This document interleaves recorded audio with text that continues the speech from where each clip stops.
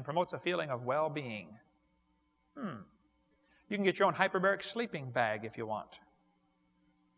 A friend of mine in Oregon has a hyperbaric chamber. Here's my son running the camera back there, and his wife and I at an oxygen bar in Alaska. Not a bar where you drink alcohol. I've never had alcohol in my life, okay? But you sit down to eat lunch, and you breathe pure oxygen. You pay them $5, and you breathe pure oxygen while you're eating lunch. And when you get done, you feel like going shopping again. It's a conspiracy, I can tell you right now. The whole thing's a conspiracy to get you to spend more money, okay? But then you feel great. My friend in Oregon has a hyperbaric chamber. I was out there. He said, Brother Hovind, would you like to try it? I said, yeah. He put me in there, gave me a book to read, said, I'm going to shut the door and pump it up to triple normal pressure. They use the diving terms. You're going to dive to 90 feet. Well, you're sitting right there in the chamber. You don't go anywhere, but it's like scuba diving to 90 feet. He said, now, I'll let you out in about an hour. I was in there breathing pure oxygen for an hour, reading my book, under triple normal pressure. When he let me out, he said, how do you feel? I said, I feel like running around the world. This is incredible. Now, how many of you old-timers, your get up and go done, got up and went? You know what I'm talking about? Yeah. Most exciting thing you can think of is taking a nap Sunday afternoon, right? Well, man, in the pre-flood world, if they had to double the air pressure and increased oxygen, you would just be full of energy all the time. There's a guy in Japan started raising tomato plants with pressurized carbon dioxide. You know, plants breathe CO2 and not oxygen. His tomato plant grew faster than normal. When it was 2 years old, it was 16 feet tall and produced 900 tomatoes. They moved it to a shopping center and built scaffolding to hold the branches up. They said, you know, this thing might produce 10,000 tomatoes. This is one tomato plant. It ended up growing 40 feet tall and producing 15,000 tomatoes off one plant. It was a cherry tomato plant, but tomatoes were coming off baseball size off of his. A guy in Iowa got curious, you know, why do the birds start chirping an hour before sunrise? He found out the chirping of the birds is a certain frequency that opens up the stomata on the leaf cells. You know, the leaf, if you look underneath with a magnifying glass, it's got these little holes in there that open up to let the CO2 come in. That wakes the leaf up in the morning.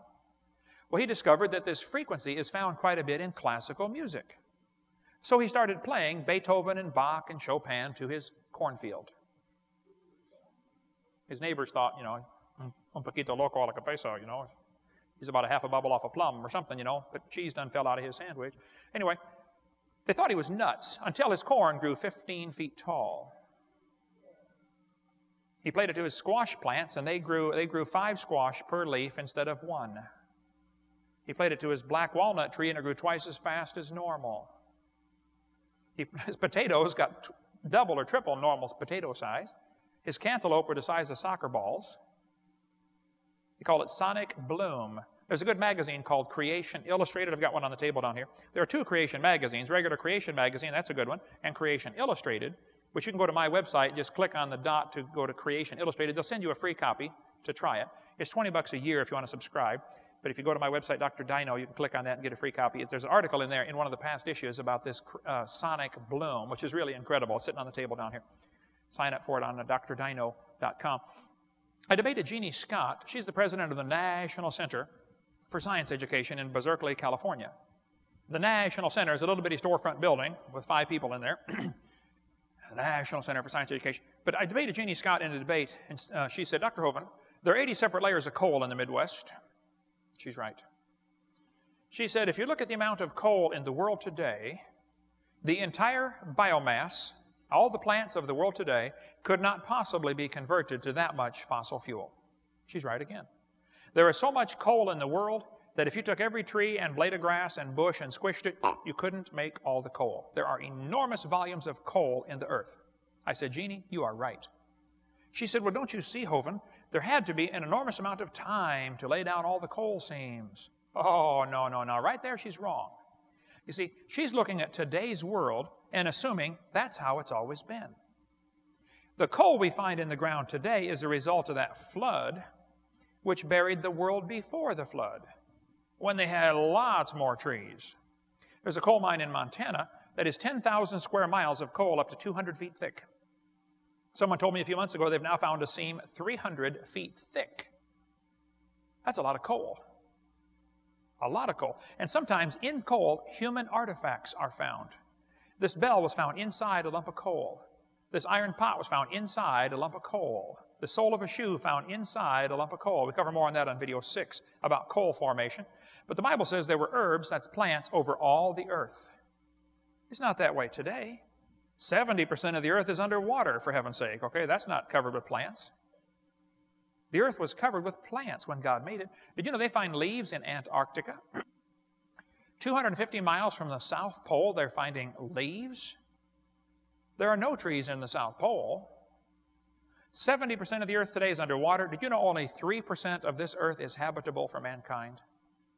A lot of it's under desert, ice caps, tundra, mountain ranges that nobody can live on. 3% is habitable. What we're seeing today is not what Adam and Eve saw. The Bible says He formed it to be inhabited. That's why He did it. Probably the pre-flood world was, I would just be picking a number and say probably 80% land and only 20% water. The oceans weren't there. The water was in the crust of the earth or in the canopy overhead. But there were trees from pole to pole before the flood came. This layer of water above the earth would act as a barrier that would block out UV light and X-rays and other harmful things that come from the sun. See, the sun produces a lot of stuff besides light. It produces X-rays and gamma rays and beta rays, and all them ray boys come down here, and they're pretty hard on your carcass. X-rays, particularly, are dangerous. How many have ever had an X-ray before? I broke 9 bones growing up. My brother broke 21. We played rough in our neighborhood. One of my neighbors shot his brother through the leg with a crossbow. He said, I didn't know it was loaded. How can you not know a crossbow is loaded? Oh, duh. Anyway, you go to the hospital and they say, take off all your clothes and put this little gown on. You put this little gown on, and they say, no, it doesn't quite come together in the back, it's kind of embarrassing. And then they say, now walk down the hall about 12 miles and you'll see the X-ray room. Well, if you make it all that way, they'll say, oh, we're so glad you made it. Would you please lay on this table? And they just got the table out of the freezer a few minutes before you got there. How many been on that same table? Now, you know what I'm talking about? It's ice cold. And he puts this weird machine on top of you, and the doctor says, okay, now take a deep breath and hold it. And he runs out in the hall. And he's got a lead apron on. You say, Doc, come here. Is this machine dangerous? He says, no, it's harmless. He's lying. You say, Doc, how does this machine work? He says, well, when I mash the button, X-ray bullets come out of that machine, and they're going to go right through your body like a machine gun, and we're going to blow you full of holes. Billions of them. Little tiny X-ray holes. We're going to actually make a shadow of what's inside your body. Which, by the way, is why many radiologists have a negative